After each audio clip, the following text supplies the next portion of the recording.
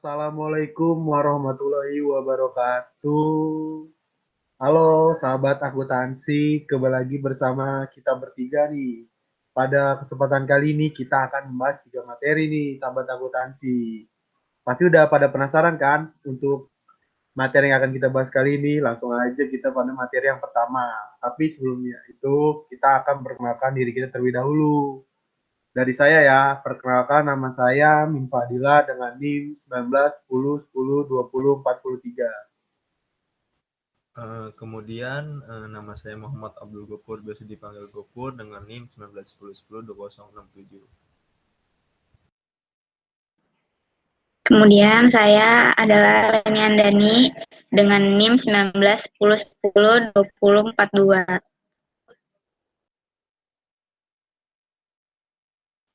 Oke, untuk perkenalannya cukup sekian ya. Langsung aja kita ke pembahasan soal dan jawabannya. Saya akan menjawab atau menjelaskan soal tentang revenue recognition. Di sini tuh sebenarnya ada dua soal. Yang soal pertama ini yaitu pada tanggal 1 Februari 2010, PT Adikarya mempunyai kontrak untuk pembangunan gedung senilai 18 juta. Diperkirakan pembangunan gedung tersebut akan diselesaikan pada pertengahan 2012. Berikut ini adalah kontrak kontribusi pembangunan gedung selama 3 tahun. Itu ada cost to date-nya, ada estimasi cost to complete, dan progress billing during the years. Yang pertama itu disuruh ngitung gross profit yang diakui setiap tahunnya dengan menggunakan metode presentasi penyelesaian. Dan yang kedua itu menghitung gross profit dengan menggunakan metode pemulihan biaya. Kita langsung bahas aja ya.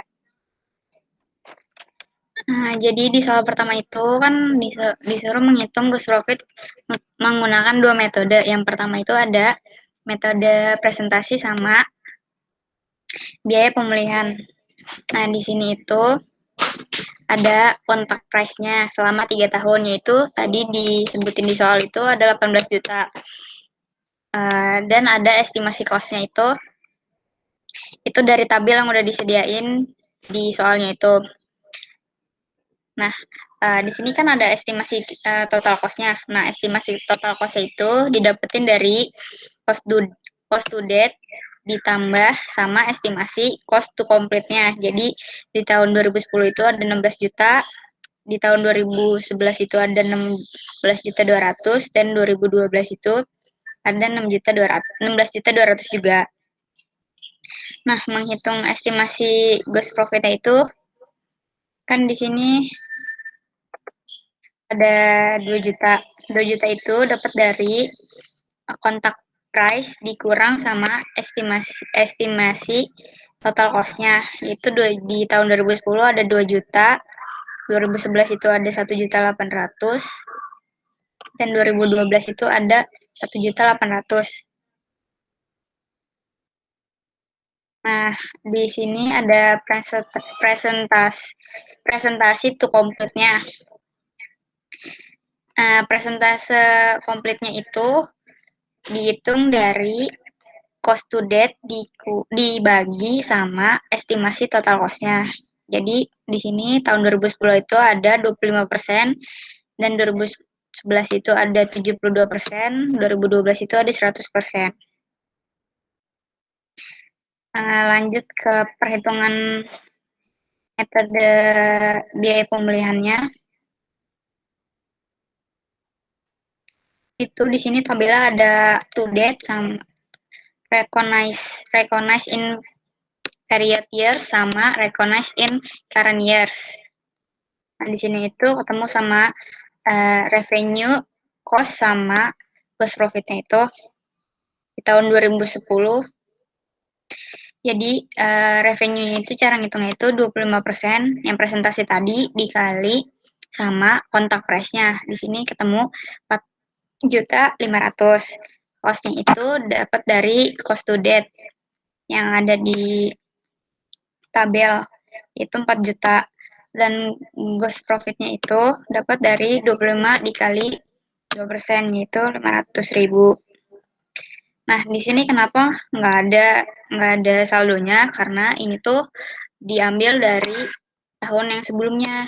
Nah, di sini tuh tahun sebelumnya nggak dicantumin, jadi kita ngisinya kosong aja gitu. Nah, kalau recognize in current years itu dapat dari selisih to date dikurang sama selisih to date sama current recognition in period years itu yaitu dipindahin aja jadi 4.500.000 yang costnya itu jadi 4 juta yang gross profitnya itu jadi 500 jadi dipindahin aja karena kan di tengah-tengahnya ini 0. Nah yang 2011 itu karena di sini kan keisi nah karena tahun sebelumnya itu udah ada jadi dari to date-nya dipindahin ke tabel yang sebelahnya.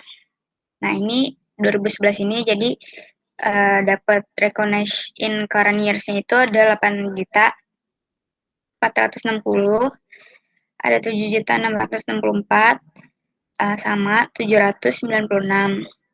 Nah di tahun 2012 itu di recognize in current years-nya itu ada 5.040.000,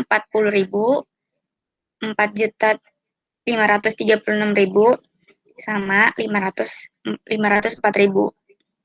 Sekian penjelasan dari saya. Terima kasih. Nah, ini buat soal keduanya itu, PT Dastin melakukan perjanjian kontrak untuk membangun pusat perbelanjaan dan jalan tol dengan nilai kontrak sebesar 8 juta. Estimasi total biaya untuk menyelesaikan pekerjaan tersebut adalah 6 juta. Nah, di sini tuh diminta buat ayat jurnal untuk pencatatan biaya konstruksi yang terjadi sampai akhir periode sebesar 3.600.000 sama buat jurnal untuk mencatat tagihan termin sebesar 2 juta. Dan terakhir itu buat ayat jurnal untuk mencatat laba kotor yang dapat diakui sampai akhir periode menggunakan metode presentasi penyelesaian. Langsung aja kita bahas ya soalnya. Dua ini pemberitahuan di soal itu kan cuman dikit ya. Jadi di sini itu kontrak price-nya itu ada 8 juta.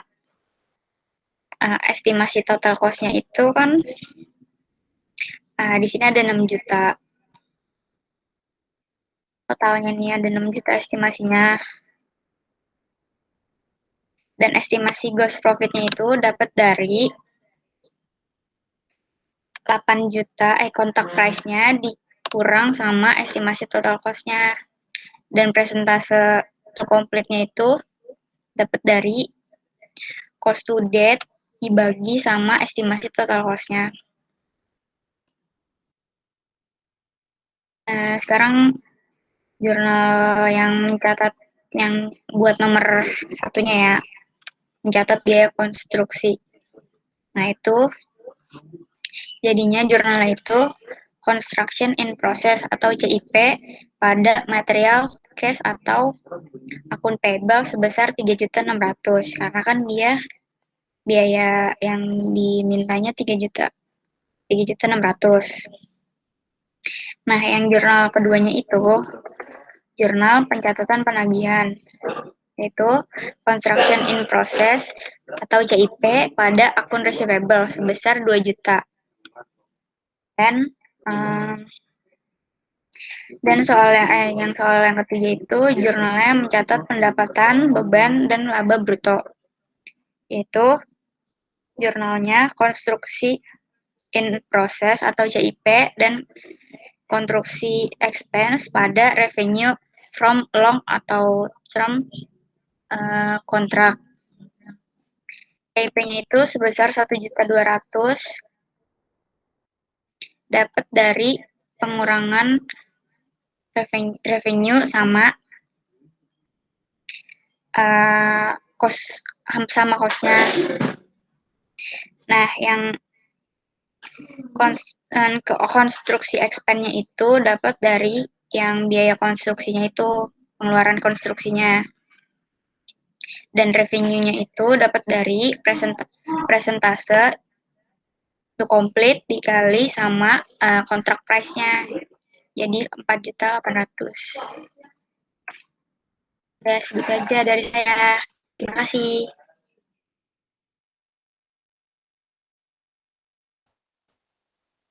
Oke, langsung aja kita kepada materi pembahasan kedua, yaitu accounting change. Di sini saya udah punya contoh soalnya nih, yaitu pada tanggal 1 Januari 2018, PT Indoraiker membeli mesin fotokopi yang memiliki masa manfaat 25 tahun senilai 1.500.000.000 dengan nilai sisa sebesar 500 juta sampai tahun 2022. Mesin tersebut telah didepresiasikan dengan metode garis lurus. Namun, pada awal tahun 2023, PT Indoraiker memutuskan untuk mengganti metode depresiasi menggunakan metode saldo menurun ganda. Nah, di sini kita tuh diminta untuk menghitung nilai beban penyusutan pada akhir tahun 2023 atas mesin fotokopi tersebut. Lalu kita disuruh membuat jurnal transaksinya juga. Langsung aja kita pada pembahasan soalnya. Oke, jadi untuk pembahasan soal accounting change ini kita cari dulu di nilai perolehan udah diketahui di soal nih sebesar 1,5 miliar nih teman-teman. Lalu nilai residunya juga sudah diketahui, nilai sisanya sebesar 500 juta teman-teman. Nah, untuk nilai buku yaitu HP yaitu harga perolehan dikurang nilai residu, yaitu kita ketemu hasil ya 1 miliar, yaitu dari 1,5 miliar dikurang 500 juta sama dengan 1 miliar. Nah, lalu kita cari umur ekonomis. Umur ekonomisnya sudah ada di soal, yaitu besar 25 tahun. Nah, kita di sini cari beban depresiasi per tahunnya. Nah, beban depresiasi per tahun yaitu nilai buku dibagi umur ekonomis, yaitu 1 miliar dibagi 25 tahun. Kita ketemu 40 juta nih teman-teman buat beban depresiasinya. Nah, langsung aja nih udah saya cari untuk tabel penyusutannya. Beban depresiasinya kan kita ketahui 40 juta, yaitu akumulasinya tinggal ditambahin aja nih teman-teman setiap tahunnya 40 juta, 40 juta, 40 juta, 40 juta, jadi total selama 5 tahun bisa 200 juta. Nah, untuk nilai bukunya ini kan dari sini nih teman-teman. Kita masukin aja lalu dikurang sama akumulasi depresiasinya. Begitu sampai ke bawah, lalu nilai buku sisanya selama 5 tahun sebesar 800 juta. Nah, kita kan di sini di soalnya disuruh mengganti dari metode garis lurus ke metode penurun berganda. Nah, yang kita perlu kalian ketahui nih teman-teman, bedanya dari metode garis lurus dan metode saldo menurun ganda, yaitu di saldo menurun berganda itu nggak ada yang namanya nilai buku atau nilai sisa. Nah, untuk itu kita langsung aja menentukan tarif saldo menurun gandanya, yaitu 100% dikali umur ekonomis dikali 2. Nah, langsung aja kita nih tarif saldo menurun gandanya nih. Kita cari nih teman-teman. Yaitu 100% dibagi 20 dikali 2. Nah, ini kenapa 20? Karena kita kan umur ekonomisnya 25 tahun. Nah, tapi ini yang 5 tahun udah kita penyusutin menggunakan metode garis lurus. Nah, untuk tahun 2023 kita baru memulai pakai metode saldo menurun ganda. Gitu, teman-teman. Jadi udah ketemu nih tarif saldo menurun gandanya 100% dibagi 20 dikali 2, yaitu kita ketemu 10%. Untuk nilai buku yaitu sebesar 1,3 M. Itu dapat dari harga perolehan dikurang akumulasi depreciation terakhir nih tahun terakhir teman-teman.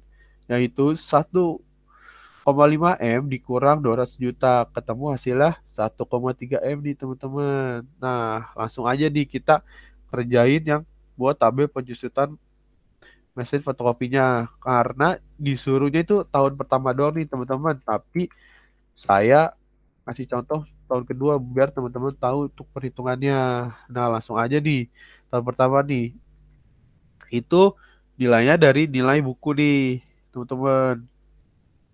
Nah, nilai bukunya nih sebesar 1,3 M nih, teman-teman. Lalu rate decreasing-nya dari sini, teman-teman, dari tarif saldo menurun ganda untuk depreciation expense yaitu 1,3 M dikali 10% sama dengan 130 juta. Nah, balance depreciation-nya itu kayak akumulasi depresiasi dari sini, teman-teman.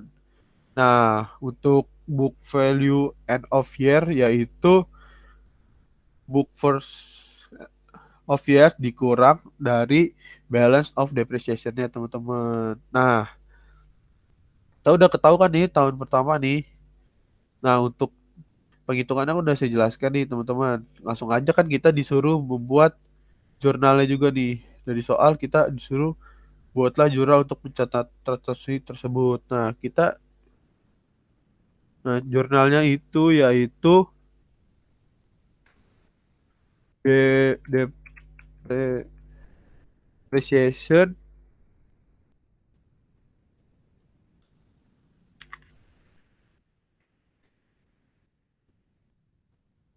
depreciation expense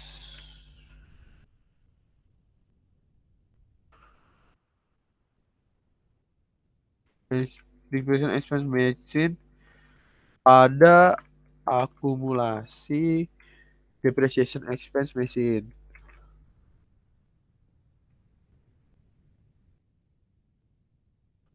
Untuk akumulasi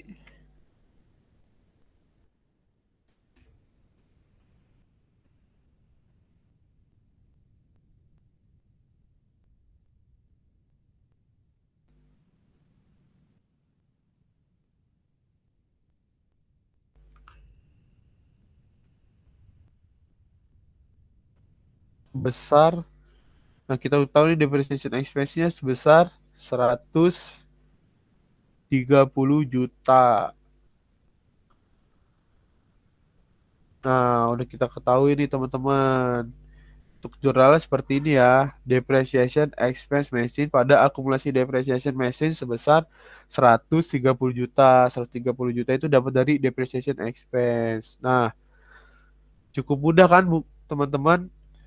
Sangat seru belajar akuntansi keuangan 2 ini. Lanjut aja kita ke soal yang berikutnya.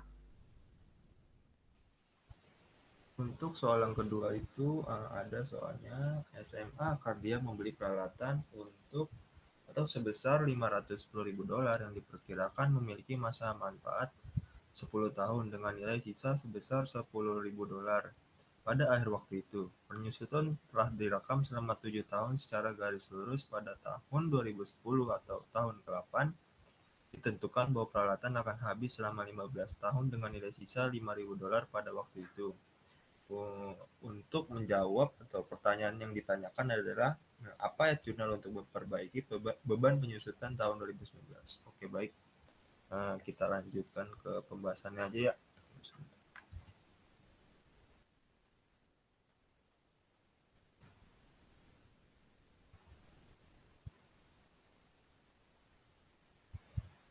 Untuk soal yang kedua ini kita langsung saja cantumkan peralatan. Nah, peralatan di sini kita ambil dari soal sebesar $510.000. Kemudian nilai sisanya juga diambil dari soal yaitu sebesar $10.000. Kemudian untuk mendapatkan disusutkan basis itu perhitungannya adalah peralatan dikurang nilai sisa yaitu $510.000 dikurang dengan $10.000 menghasilkan sebesar $500.000. Kemudian dari disusutkan basis ini diketahui juga masa manfaat asli selama 10 tahun. Untuk mendapat atau menghitung depresiasi tahunan ini, cara menghitungnya adalah disusutkan basis dibagi dengan masa manfaat asli.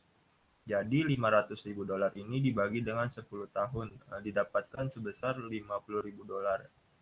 Kemudian karena ini kita mencari untuk 7 tahun secara garis lurus, depresiasi tahunannya ini dari $50.000 dikali dengan 7 tahun, didapatkan sebesar $350.000.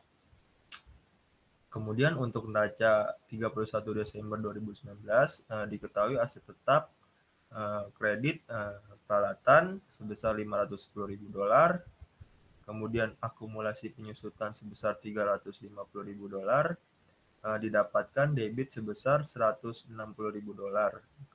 $160.000 ini dapat dari mana? Karena $510.000 itu dikurang dengan $350.000. Untuk pembahasan soal ini saya rasa sudah cukup teman-teman, bisa saya lanjutkan kepada teman saya yang berikutnya.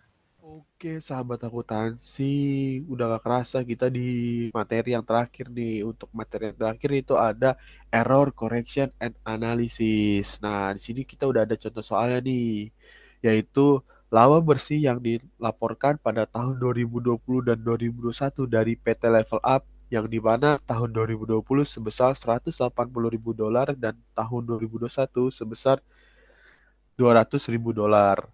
Nah, pada awal tahun 2022 itu terdapat kesalahan yang ditemukan nih, teman-teman. Yang pertama, penyusutan peralatan untuk tahun 2020 kelebihan pencatatan sebesar $30.000. Yang kedua, penyusutan peralatan untuk 2021 kekurangan pencatatan sebesar $50.000. Yang ketiga, pada 31 Desember 2020 persediaan kekurangan pencatatan sebesar $75.000. Lalu yang terakhir, pada 31 Desember 2021, persediaan kelebihan pencatatan overstate sebesar $34.000. Nah, untuk soal ini kita diminta buat bikin jurnal koreksi yang diperlukan terhadap kesalahan yang ditemukan nih. Tapi kita disuruh asumsikan bahwa pada tahun 2021 tutup buku sudah dilakukan dan kita disuruh juga abaikan pertimbangan pajak penghasilan. Nah, pasti teman-teman udah gak sabar kan pengen tahu nih cara pengerjaannya. Langsung aja kita ke pembahasan jawabannya di soal ini. Nah, kita langsung aja bahas nih teman-teman. Untuk jurnal koreksinya nih pada tahun 2020 nih, kita kan yang di poin 1 nih. Nah, itu dia kelebihan pencatatan overstate sebesar $30.000 nih. Nah, untuk penyusunan peralatan kan ada di beban beban apa di depreciation expense. Nah, karena kelebihan nih kita harus mengurangnya. Nah, lawan dari depreciation expense adalah akumulasi depreciation equipment.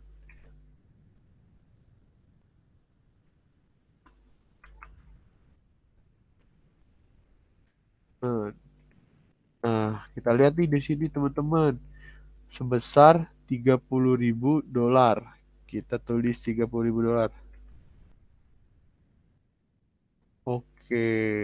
Lalu kita tahun 2020 lagi nih kita ketemukan kekurangan percatatan understate sebesar 70.000. Nah, karena dia kurang nih, jadi kita kan mau nggak mau harus nambah nih. Nah, untuk nambah kita ada di debit, yaitu inventory sebesar $75.000. Oke, nah kan ini udah ketemu di dua-duanya nih, karena sama-sama di debit. Kreditnya langsung aja kita cari, yaitu United Earning.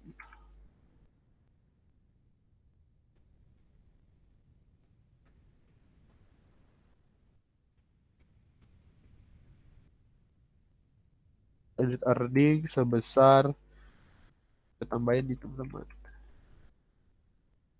sebesar $105. Nah, untuk 2020 udah ketemu nih. Nah, kita masuk ke 2021, yaitu, nah, 2021 ini kekurangan pencatatan nih $50.000 nih. Nah, karena kita kekurangan, berarti kita harus menambah nih. Jadi kita kalau balikan dan soal 2020 di kreditnya, yaitu accumulation depreciation. Equipment juga nih teman-teman. Equipment sebesar $50.000. Karena dia kekurangan, jadi kan kita harus menambah nih. Jadi kalau menambah kita harus mengurang kebalikan dari penyusunan peralatan, yaitu accumulation depreciation. Itu sebesar $50.000. Nah, untuk tahun 2021 juga ditemukan nih kelebihan pencatatan overstate sebesar 34.000. Karena dia kelebihan, kita jadi harus menguranginya nih teman-teman di kreditnya.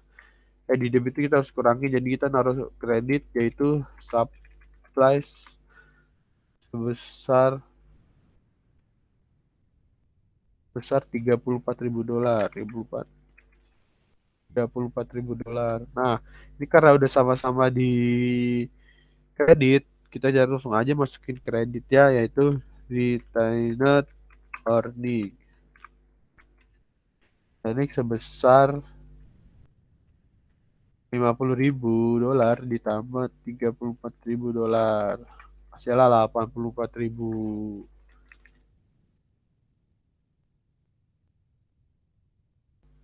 Oke, nah udah ketemu nih teman-teman jurnal koreksinya untuk soal yang error correction and analysis. Langsung aja kita lanjut ke soal yang kedua.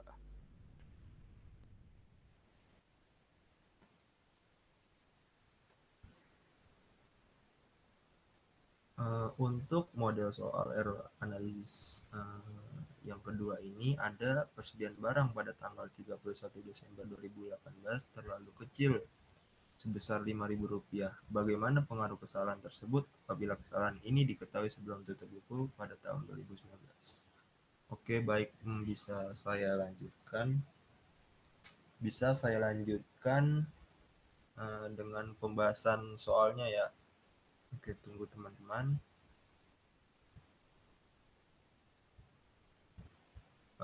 Untuk soal yang kedua ini bisa kita mulai dengan mencari dampak terhadap laporan laba rugi. Tahun 2012 itu persediaan akhir dicatat terlalu kecil sebesar Rp5.000 karena adanya HPP dicatat yang terlalu besar. Misalnya pada tahun 2012 tersebut HPP-nya adalah persediaan awal ditambah pembelian dikurang persediaan akhir. Diketahui persediaan awalnya itu Rp20.000, kemudian pembeliannya itu Rp5.000, persediaan akhirnya itu Rp5.000. Dari perhitungan HPP ini Rp20.000 ditambah Rp5.000 dikurang Rp5.000 didapatkan sebesar Rp20.000. Karena persediaan akhir terlalu kecil maka HPP terlalu besar. Apabila persediaan akhir dicatat sebenarnya maka HPP akan menjadi Rp10.000.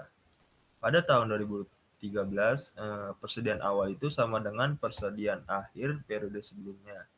Maka HPP pada tahun 2012 terlalu kecil karena persediaan awal juga terlalu kecil. Dampak terhadap neraca itu bisa dijabarkan melalui dengan neraca ini nih, PT Maju Makmur pada tanggal 31 Desember 2019. Kemudian catatannya juga tahun 2012 aktiva dicatat terlalu kecil karena persediaan terlalu kecil, misalnya neraca. Bisa dijabarkan dan bisa dibedakan. Kalau kesalahan untuk kas sebesar Rp10.000 itu memang benar, seharusnya juga kasnya itu sebesar Rp10.000. Untuk piutang pun sama, piutang itu Rp15.000 dan seharusnya juga sebesar piutangnya itu Rp15.000. Nah, untuk persediaan ini yang sedikit berbeda dan mengalami penulisan yang terlalu kecil pada jurnalnya. Karena persediaannya itu seharusnya itu Rp10.000, namun dicatat sebesar Rp5.000. Untuk mesin itu tidak terjadi kesalahan dan seharusnya juga benar sebesar Rp20.000. Kemudian total aktiva pada saat kesalahan pencatatan itu didapatkan sebesar Rp50.000, yang mana itu terlalu kecil daripada yang seharusnya yang sebesar dengan Rp50.000. Untuk pembahasan dari soal error analisis saya rasa sudah cukup. Semoga teman-teman bisa meresapi dan mencerna dari pembahasan kelompok kami. Saya kembalikan kepada Saudara Min Fadilah. Nah, untuk video kali ini kita cukup sampai sini ya teman-teman. Nah, cukup menarik bukan? Tadi kita udah membahas 3 materi nih teman-teman. Semoga dari video yang kita buat ini teman-teman bisa mempelajarinya dan ilmu yang teman-teman dapatkan bisa berguna buat teman-teman juga nih. Untuk teman-teman, semangat belajar akuntansinya ya. Dari kami bertiga cukup sekian. Wassalamualaikum warahmatullahi wabarakatuh. Terima kasih.